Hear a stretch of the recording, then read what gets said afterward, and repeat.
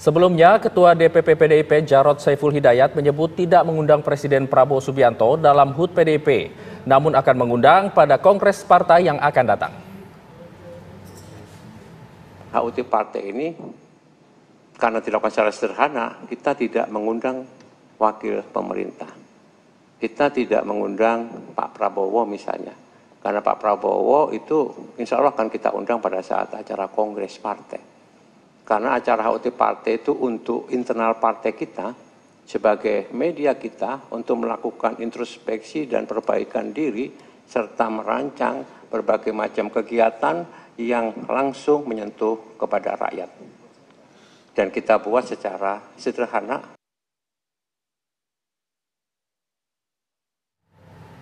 Di tengah HUT ke-52 PDI Perjuangan, sejumlah kadernya dipanggil Komisi Pemberantasan Korupsi menjadi saksi kasus korupsi.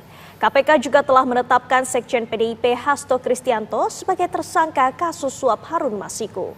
Sejumlah pihak menilai ada aroma politisasi dalam penegakan hukum. Namun KPK selalu menegaskan kasus yang ditanganinya murni kasus hukum.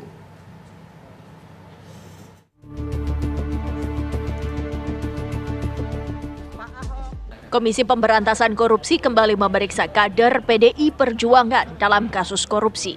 Basuki Cahayapurnama alias Ahok mendatangi Gedung Merah Putih KPK untuk diperiksa sebagai saksi dalam kasus dugaan korupsi pengadaan gas alam cair atau liquefied natural gas LNG PT Pertamina tahun 2011-2021. Usai diperiksa, Ahok menjelaskan ihwal kasus dugaan korupsi yang mulai diketahui saat dirinya menjabat sebagai Komisaris Utama Pertamina. Sebelumnya, KPK juga telah menetapkan Sekjen PDI Perjuangan Hasto Kristianto sebagai tersangka dalam dugaan kasus suap Harun Masiku. KPK telah menggeledah rumah Hasto dan memanggil ulang Hasto untuk diperiksa sebagai tersangka karena sebelumnya berhalangan hadir. Hasto pun berjanji akan memenuhi panggilan KPK pada tanggal 13 Januari esok. Selain Hasto, KPK juga telah memeriksa politisi PDI Perjuangan lainnya, yakni mantan Menteri Hukum dan Hak Asasi Manusia Yasona Lauli pada tanggal 18 Desember 2024. Kala itu Yasona Lauli sempat menegaskan bahwa Masiku berada di luar negeri. Koalisi Masyarakat Anti Korupsi menuding ada sejumlah kasus yang melibatkan kader PDIP yang kasusnya telah dilaporkan ke KPK dan diharapkan agar segera diusut. Kami juga menegaskan di sini bentuk dukungan dan apresiasi terhadap KPK untuk segera menyelesaikan terkait dengan tunggakan-tunggakan kasus di era pimpinan KPK sebelumnya.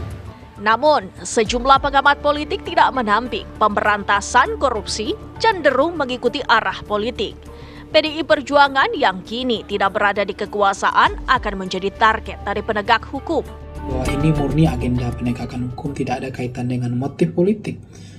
Tapi apa betul? Karena antara kata dengan perbuatan itu berbeda. Seringkali tidak seindah kata-kata apa yang disampaikan seperti itu.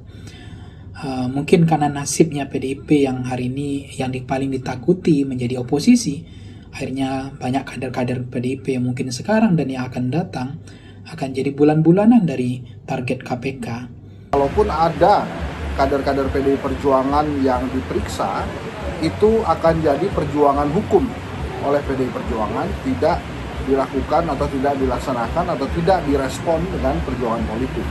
Maka ada baiknya atau sangat baik bila aparat hukum juga melaksanakan hal-hal terkait itu dimasukkan dalam sebuah tindakan hukum, bukan tindakan politik. Selama ini KPK selalu dengan tegas menyebutkan bahwa kasus yang ditanganinya murni penegakan hukum dan tidak ada unsur politis. KPK juga menyebut pemanggilan saksi dan penetapan tersangka dilakukan berdasarkan penyelidikan, saksi, dan bukti yang didapatkan.